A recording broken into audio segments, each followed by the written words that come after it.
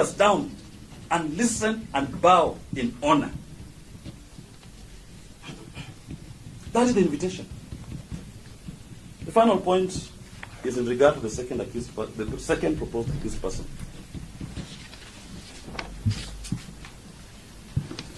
Mr. Kibe, who, as he sits here,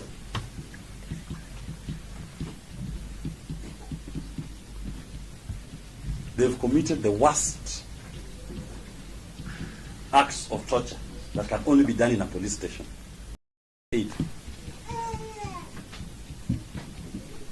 They almost attacked, and somebody was intentionally, overnight, targeting the most private parts of his body to squeeze and to torture.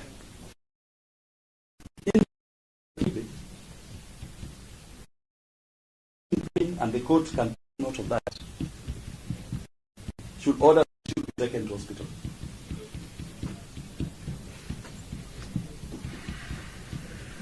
He's not been seen by any medic.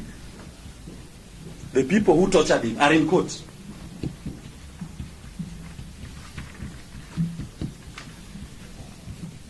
His offense to be Jimmy's aid.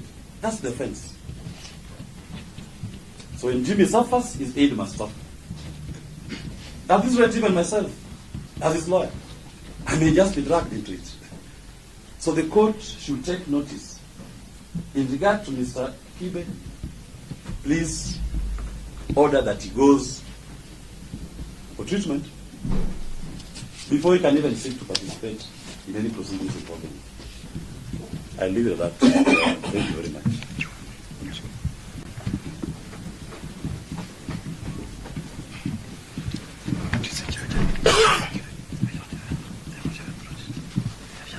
So basically, while Mr. Jimmy Wanjigi was in court, some allegation or serious allegation were raised by his lawyer who was defending the client. And some of the issues he raised is that the police, accused of holding him hostage, took something of his, in particular jewels worth millions of Kenyan shillings and other items in the house. Also, while he has been the police custody, Mr.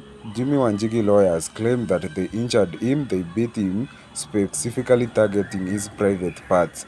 What do you think about the police? Were they intentional? Were they sent by somebody?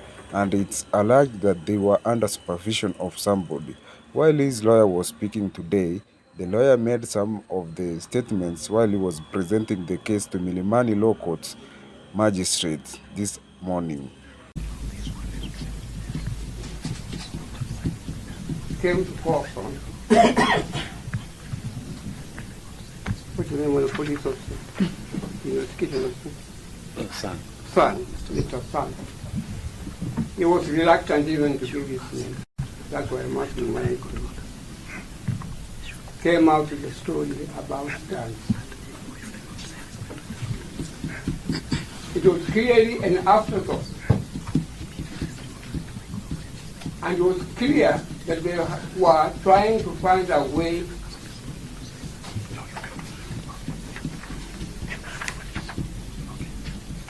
of keeping this Wanjigi in police cell for a night.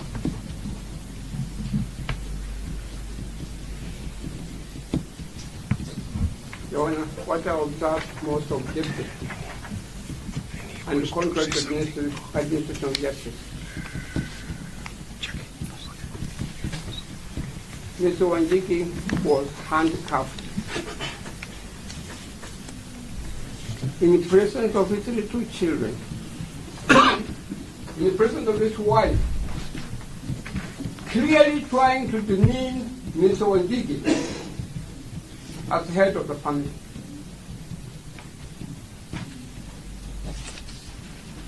And the law is very clear on handcuffing. You only handcuff an individual when you have evidence that he is likely to escape.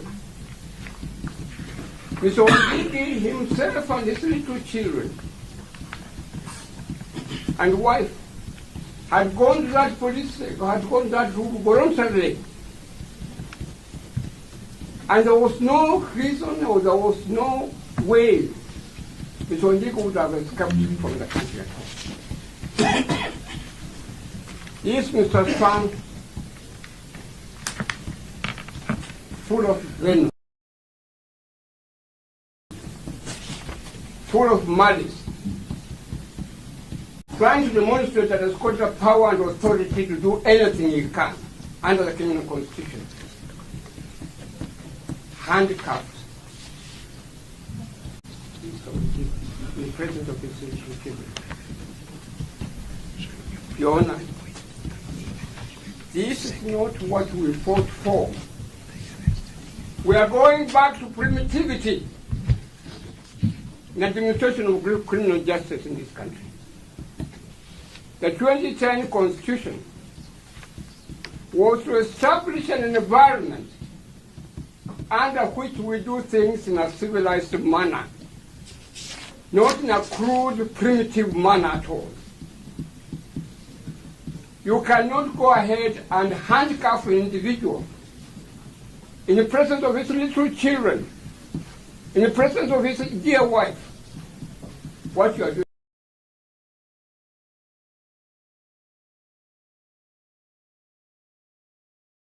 is wrong, and that must be condemned.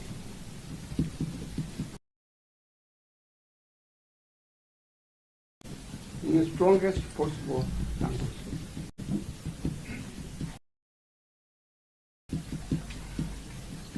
Your Honor, may I remind you very respectfully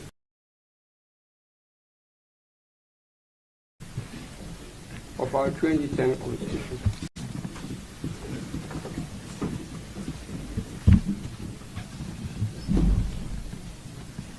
We have items in our 2010 Constitution which are dear to the public.